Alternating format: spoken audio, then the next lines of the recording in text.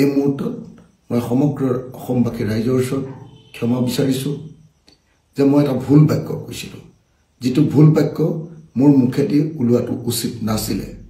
মই কৈছিলোঁ যে যিসকল মুছলমান লোকে বিজেপিক ভোট দিয়ে সেইসকল কাফেৰ, সেইসকল নৰকলৈ যাব, এনেকুৱা ধৰণৰ আল্লাই তেওঁলোকক শাস্তি দিব, এনেকুৱা ধৰণৰ বক্তব্য এটা প্ৰকাশ কৰিছিলোঁ। মই একজেক্ট বাক্যটো ক'ব নোৱাৰিব পাৰোঁ, কিন্তু এনেকুৱা ধৰণৰ বাক্য এটা প্ৰকাশ কৰিছিলোঁ। আচলতে গোটেই দিন ৰাত যোৱা কিছুদিন ধৰি একেৰাহে প্ৰচাৰ চলাই থকাৰ কাৰণে মই যথেষ্ট এনেকুৱা ধৰণৰ প্ৰত্যেক দিনাই 20-25খন মিটিঙত এনেকৈ ভাষণ দি থকাৰ কাৰণে আকস্মিকভাৱে চিন্তা নকৰাকৈ এনেকুৱা ভুল বাক্য এটা কৈ পেলালোঁ। সেইকাৰণে সকলো ৰাইজে মোক ক্ষমা কৰিব।